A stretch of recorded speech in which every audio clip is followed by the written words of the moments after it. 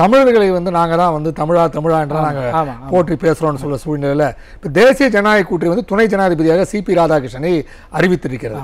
இவங்க வந்து அவர் ஆதரிக்க முடியாது அப்படின்லாம் பல்வேறு தலைவர்கள் கட்ட தலைவர்கள்லாம் வந்து எதிர்ப்பு தெரிவித்துக் கொண்டு நாங்கள் வந்து பிஜேபியினால் ஆதரிக்க மாட்டோம் அப்படின்றாங்க. அப்போ இதில் தமிழர்களுக்கு என்று நாங்கள் வேலை செய்கிறோம்னு சொல்வது ஒரு புகட்டான விஷயமாக இருக்குது இல்லையா? என்னடா இவர்கள் சொல்றது இதுவரைக்கும் மட்டும் இல்லை, சிபி ராதாகிருஷ்ணன் மட்டும் இல்லை, இதே ஒரு நினைவுபடுத்த வேண்டியது இருக்கு. அப்துல் கலாம் ஐயா முதல்ல 2002 பாரதிய ஜனதா கட்சி வந்து நிறுத்தும் போது என்னன்னா போட்டி வேட்பாளரை நிறுத்தினாங்க.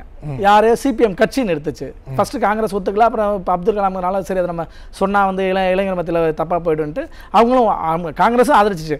கடைசி இடத்த தான் திமுகவும் ஆதரிக்க வந்துச்சு. அந்த சூழலில் ஆதரித்து அப்துல் கலாமே வெற்றி பெற்றுட்டார் நடந்துச்சு. அவங்க லக்ஷ்மி வந்து தோட்டுட்டாங்க. சிபிஎம் கட்சியுடைய வேட்பாளர் ஒரு 1 லட்சம் வாக்கு வாங்கினாங்க. ஒரு 9 லட்சம் வாக்கு வாங்கி அப்துல் கலாமே வெற்றி பெற்று இருந்துட்டார். அடுத்த திருப்பி ஜனாதிபதி தேர்தல் வருது. அப்போ பிரதிபா பாட்டீல் நிறுத்தப்படுறாங்க. அப்போ பிரதிபா பாட்டீல் நிறுத்துறதுக்கு முன்னாடி அப்பயும் மறுபடியும் மீண்டும் அப்துல் கலாமை நிறுத்தலாம் அப்படின்னு பேச்சு வரும்போது திமுக ஆதரிக்கவில்லை. ஒரு தமிழரை ஜனாதிபதியாக வருவதற்கு திமுக ஆதரிக்கவில்லை. இது போன்ற ஒரு நிலை தான் என்ன சொன்னார்னா கலாம் என்றால் கலகம்னு சொன்னார். கலாம் என்றால் கலகம் என்ற வார்த்தை அவர் பயன்படுத்தினார். கலாம் மேல யாருமே குற்றச்சாட்டு வைக்க மாட்டாங்க, அப்படிப்பட்ட ஒரு மாமனிதர் அவர்.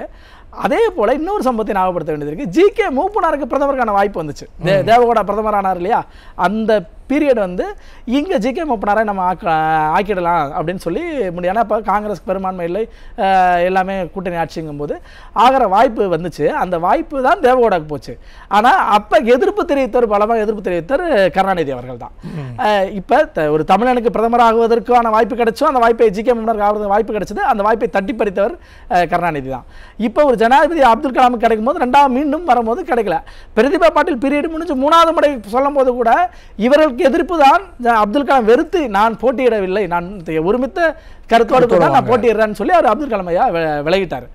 இப்போ அதுபோல மீண்டும் ஒரு வாய்ப்பு ஒரு தமிழருக்கு கிடைச்சிருக்கு. அந்த கிடைச்சதை அதுக்குள்ள அரசியல் பண்றாங்க, அதுக்குள்ள அரசியல் பேசுறாங்க.